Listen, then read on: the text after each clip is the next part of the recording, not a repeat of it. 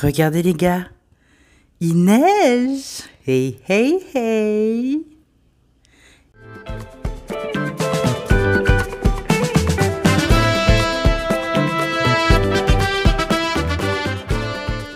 Bienvenue dans cette nouvelle vidéo. Aujourd'hui, je vais répondre aux questions que vous m'avez posées sur mes différents réseaux. Je vous les mets ici et bien sûr, ils seront en description.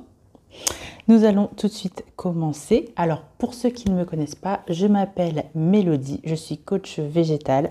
Mon lien pour mon site est bien sûr en barre d'infos. Et si tu veux en connaître un peu plus sur moi, c'est la vidéo qu'il te faut. J'ai mis une boîte à questions sur Insta et sur YouTube, dans l'onglet communauté, pour recueillir vos questions pour cette vidéo. Donc je vais pas forcément les faire dans l'ordre parce que j'ai essayé de les regrouper par thème. Il y aura le thème, on va dire, général, le thème plus spécifique à certaines plantes, et puis à la fin, je vous ferai une petite révélation par rapport à une question qu'on m'a posée. Donc restez bien jusqu'au bout. Alors, la première question, c'était comment vas-tu aujourd'hui? Bah, écoutez, je vais plutôt bien. C'est vrai que c'est une question à laquelle j'ai répondu aussi sur Instagram il y a quelques jours, où je disais que j'étais moins présente parce que il y avait quand même une forme d'épuisement et j'expliquais que l'entrepreneuriat, ça prend énormément de temps et d'énergie et que parfois dans sa vie, quand on a d'autres projets, que ce soit perso ou professionnel, ben, on a du mal à prioriser et à faire tout ce qu'on a envie de faire. Ça peut être frustrant, mais il faut se préserver et préserver sa santé. Et aussi, les réseaux, c'est pas la vraie vie, donc j'expliquais que j'étais un peu moins sur Instagram, mais que je faisais quand même l'effort d'être là tous les samedis parce que ça me tient à cœur de garder un lien avec vous. Mais parce que justement, j'ai pris la décision de ralentir un peu sur les réseaux, je peux dire qu'aujourd'hui, je vais bien. D'où me vient ma passion? Ma passion me vient de, comme beaucoup, je pense, c'est quelque chose qui m'a été légué par ma maman. Et avant ça par ma grand-mère, parce que j'ai toujours vu un jardin fleuri chez ma grand-mère. Donc c'était plutôt les plantes d'extérieur, et ma mère aussi d'ailleurs. Elle est plutôt team plantes d'extérieur. Moi j'étais plutôt team de plantes d'extérieur. Et puis, la vie a fait que j'ai été étudiante, puis après j'ai vécu dans une grande ville et donc j'étais en appartement et que ce côté nature m'a manqué et qu'il a fallu que je fasse rentrer des végétaux chez moi. Donc ça a commencé petit à petit, mais ça s'est accéléré autour de 2018-2019 et le confinement m'a aidé à vraiment propulser ma passion. Parce que justement, ça m'a permis de rencontrer toute la communauté des plant lovers qui se sont un peu manifestés sur les réseaux à ce moment-là. Donc, quelle a été ma première plante? Donc, comme je vous disais, à la base, je suis team plante d'extérieur et la première plante dont je me souviens, dont j'ai pris beaucoup soin, sur lequel je me suis renseignée, etc. C'est un rosier que ma tante, une bouture de rosier précisément, que ma tante m'avait offert et qui est devenu un très beau rosier, qui est resté en pot et qui fleurissait malgré tout. Et vraiment, c'est comme ça que j'ai voulu petit à petit m'orienter vers des plantes que je pouvais rentrer. Parce que ce rosier-là, en hiver, je le rentrais dans mon appartement. Et puis après, j'ai trouvé qu'il était tout seul, donc il fallait qu'il ait d'autres copains. Et petit à petit, voilà, j'ai acheté... alors, je crois que la première plante d'intérieur que j'ai achetée en jardinerie... je vais essayer de retrouver dans mes archives, mais si je ne me trompe pas, c'est une alocasia. Et ensuite, ça a été assez rapidement, j'ai eu des phyllos à la maison. Et j'ai eu bien sûr ma bouture de pothos golden, et que j'ai toujours d'ailleurs. qui a eu mis du temps à arriver, mais elle, je l'ai depuis le début et vraiment team potos à fond, quoi. Quelle est ma plante préférée aujourd'hui? Ça, c'est une question qui est trop dure en vrai.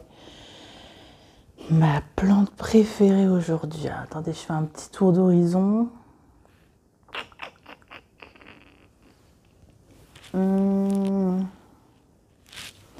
Alors j'ai envie de dire la Florida Beauty parce qu'elle m'a vraiment obsédée pendant des mois, le temps que j'arrive à l'avoir à un prix à peu près convenable et raisonnable. Après avoir perdu un cutting, après avoir trouvé des plantes sur le Bon Coin, ce fut toute une aventure. Je vous mets d'ailleurs dans le petit i le vlog qui s'y rapporte parce que vraiment, d'ailleurs il y en a plusieurs. Donc si vous voulez voir un peu l'évolution de cette, comment dirais-je, de cette chasse, à la beauty, je vous laisse regarder les vlogs d'octobre parce que c'est là où tout s'est joué finalement. On m'a posé la question, est-ce que j'ai une wishlist 2024? Alors, pas vraiment. J'essaye de me... Je suis quelqu'un qui fonctionne au coup de cœur au niveau des plantes. Je pars du principe qu'il y en aura toujours des nouvelles. Donc, vous dire une wishlist maintenant pour 2024, c'est pas... Non, je pense pas que j'ai vraiment une wishlist pour 2024, mais je peux vous dire que ma wishlist de 2023, j'ai réussi à avoir toutes les plantes que je voulais, parce que sur la dernière plante que je voulais, c'était la fameuse Florida Beauty, et je l'ai eue, et même en double, donc ça, c'est fait pour 2023. 2024, franchement, je sais pas. Je sais pas, j'ai pas de wishlist comme ça en tête. J'ai un anthurium qui me fait de l'œil, que j'ai vu sur les stories de Charlotte. D'ailleurs, si vous ne connaissez pas Charlotte, je vous mets l'interview qu'on a eue ensemble juste ici. L'anthurium qu'elle présente, mais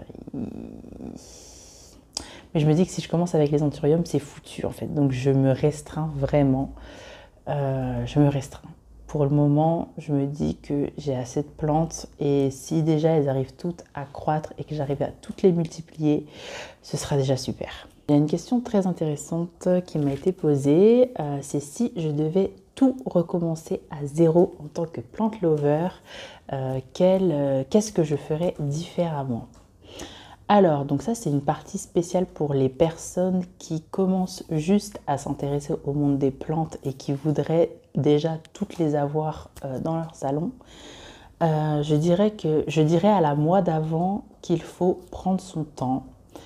Vraiment, faut pas se précipiter, il faut apprendre à connaître et lire sur le sujet, faut discuter avec des passionnés pour connaître un peu l'entretien, la difficulté des plantes qui nous attirent.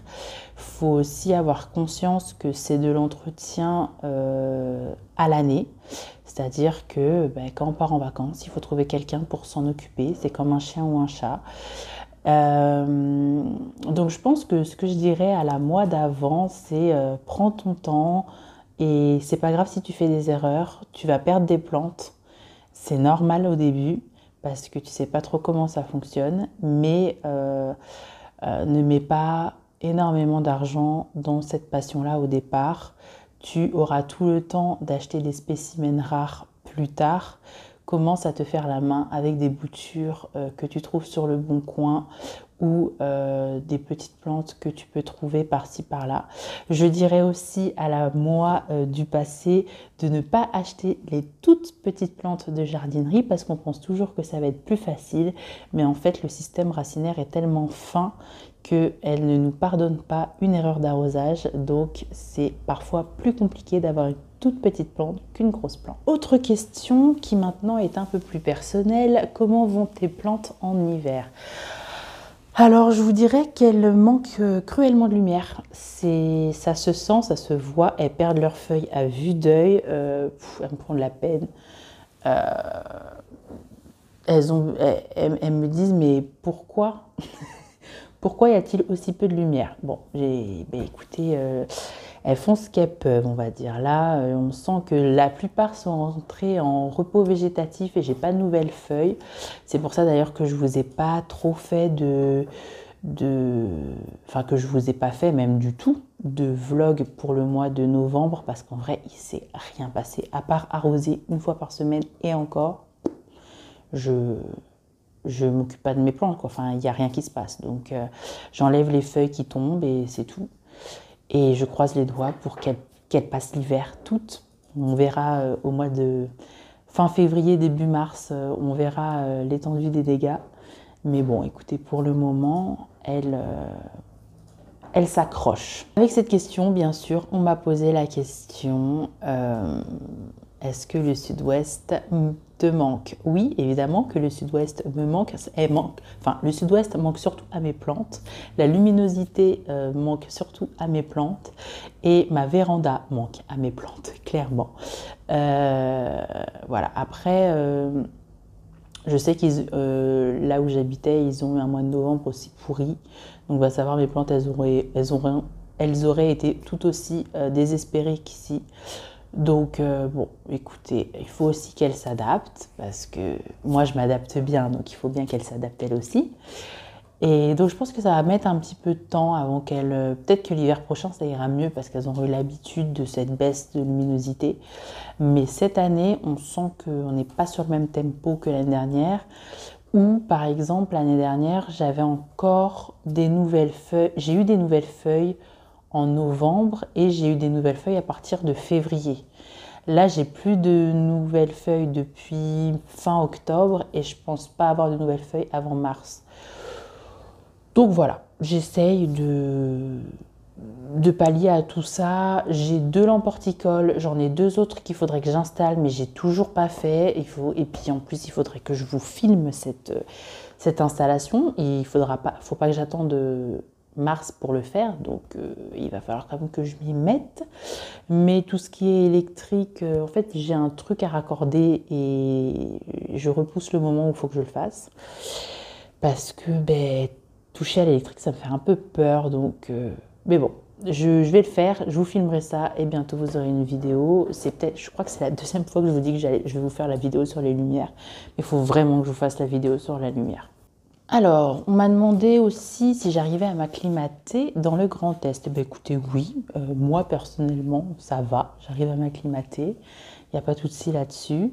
Je fais plein de nouvelles découvertes, que ce soit culturellement, si je puis dire, que ce soit des nouveaux gens que je rencontre. Donc l'acclimatation, j'ai jamais été quelqu'un de très très sédentaire, j'ai toujours aimé voyager, j'ai beaucoup bougé depuis que je suis adulte, à 17 ans, donc j'ai quitté la Bretagne pour ensuite aller à Tours où j'ai fait une partie de mes études. Ensuite je suis allée à Agen, donc à l'autre bout de la France, et puis là je suis dans le Grand Est, et puis après je serai amenée encore à bouger, enfin... Les déménagements ne me font pas peur du tout. Il faut savoir rien qu'à Tours, j'ai déménagé 10 fois, j'ai aussi déménagé 4 à 5 fois quand j'étais à Agen, enfin dans la région du Lot-et-Garonne. Donc l'aventure continue, donc moi il n'y a pas de souci. Les déménagements ne me font pas peur parce que j'arrive plutôt bien à m'acclimater à un nouveau milieu. On m'a aussi posé la question, si un jour j'ai trop de plantes, est-ce que je déménage justement ou est-ce que je me sépare de certaines? Alors, qu'est-ce qu'on entend par trop de plantes en fait? Parce que je pars du principe qu'on a trop de plantes, qu'on n'arrive plus à s'occuper de sa collection. Donc, disons, est-ce que si j'ai plus d'espace pour mettre mes plantes, est-ce que je déménage? En fait, moi, je pense l'achat de mes plantes par rapport aussi à mon environnement et par rapport au lieu où je vais pouvoir mettre les plantes chez moi et surtout la luminosité. Donc, je sais que typiquement dans l'appartement dans lequel je suis actuellement, toutes mes plantes peuvent être que de ce côté de l'appartement parce que de l'autre côté, il n'y a pas assez de lumière. Donc, ça restreint les lieux où je peux mettre mes plantes à 2 endroits, c'est-à-dire la salle de bain et le salon. Donc partant de là et partageant ma vie aussi, il faut que j'arrive à caler toutes mes plantes à un seul endroit. Donc c'est vrai que je réfléchis aussi mes achats plantes de cette manière-là. Et je ne pense pas pouvoir avoir trop de plantes, vu que je réfléchis mes achats plantes en fonction de là où je pourrais la mettre et là où ce sera le mieux pour elle. Nous voici arrivés à la partie des questions techniques. Alors, il y a Flo qui m'a posé la question de l'utilisation de l'extra roots. Alors, pour ceux qui ne savent pas, l'extra roots est un enracineur. C'est un engrais enracineur en fait. Qui est super. Enfin, moi, je sais que j'aime bien son utilisation. Et il me demande comment on le dilue et comment on l'utilise, etc. Donc, l'extra roots, pardon, ça va être compliqué à dire. L'extra roots, c'est typiquement le genre d'engrais que je vais mettre à mes plantes que j'ai bouturées. Donc, je bouture ma plante, elle fait ses racines et je vais lui mettre, on va dire, un boost d'extra roots 1 ou 2 semaines avant de la basculer en terreau. Moi, j'aime bien utiliser l'extra roots dilué à 0,5 ml par litre parce que je préfère mettre une petite dose étant donné que je fais, c'est souvent, vu que c'est pour mes boutures et que mes boutures sont pour la plupart en sphaigne, je les mets en hydropassif, donc je préfère que le dosage soit très bas pour pas cramer les nouvelles racines. Ou alors, ce que je peux être amenée à faire aussi, si je veux que tout le monde ait de l'extra roots, par exemple dans une box, c'est le mettre en foliaire. Parce que ce que je trouve intéressant avec l'extra roots, pardon, décidément, c'est sa modularité. On peut le mettre en foliaire, on peut le mettre aussi au sol et on peut aussi le mettre en hydropassif. Donc c'est un peu comme on veut. Mais par exemple, si j'ai toute une box en hydro avec de l'eau et des EM et que par-dessus, en foliaire, je fais de l'extra roots parce que je sais que dans cette box, les plantes vont être empotées d'ici 1 à 2 semaines.